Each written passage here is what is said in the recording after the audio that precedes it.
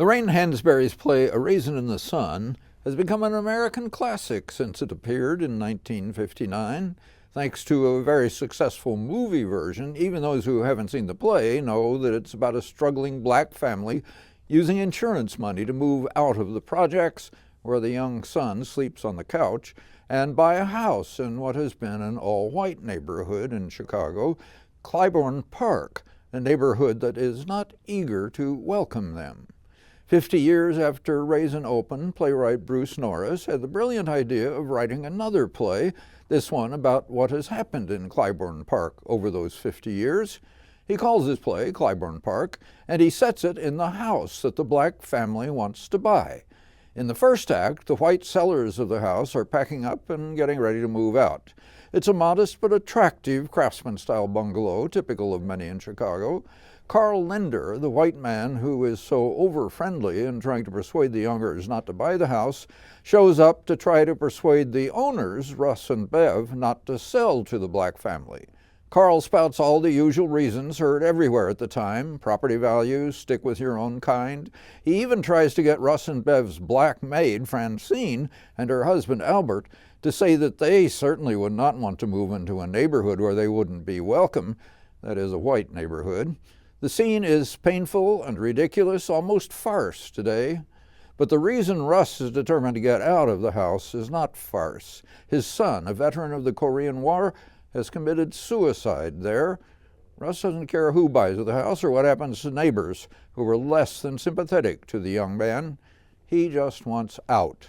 Playwright Norris then leaps ahead 50 years to 2009. The house is once again being sold. It's much the worse for wear, and director Sharon Cotner's set for the Alpha Players production ingeniously shows both the original charm and then the graffiti-marred millwork missing wear of 50 years. As Carl Lindner had feared, Clybourne Park has become an African-American neighborhood and gone through a decline. But now it's become fashionable again. It's near downtown, young professionals are buying in, they're gentrifying. The white couple buying the house plan to tear it down and build new and larger.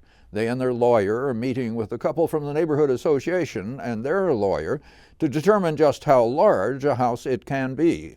But the wife and the couple from the association, they're black, grew up in the neighborhood and remembers the connections this house has for her and others. And she recognizes that the house still has a more attractive style than what the buyers want to build. Again, race rears its ugly head, farcically and then bitterly. Under Cotner's direction, the strong cast makes it all work beautifully, clearly distinguishing the characters they play in the first act from those in the second, with fine ensemble development of rhythms and moods. Carl Bachmeyer has splendid range as Russ, the original troubled owner in the first act, and as a handyman starting work on the new construction in the second act. As Russ's wife, Bev, Susan Volkan, keeps a firm but gentle grip on things. She can be more detached as the new young buyer's lawyer in Act 2. Stephen Chamonix plays the local minister in the first act, trying to smooth things over, then the association's lawyer, and finally Russ and Bev's suicidal son in a ghostly flashback at the end, evocatively lighted by Miles Moitcount. Jasmine K. Wade is gracious as Francine the maid in the first act, and a little less so as the neighborhood association representative Lena in Act 2. Terrell Brown plays her husband in both acts. Shane Rudolph enjoys the contrast between Carl Linder in 1 and new owner in 2. Chelsea Johnson is his pregnant wife in both.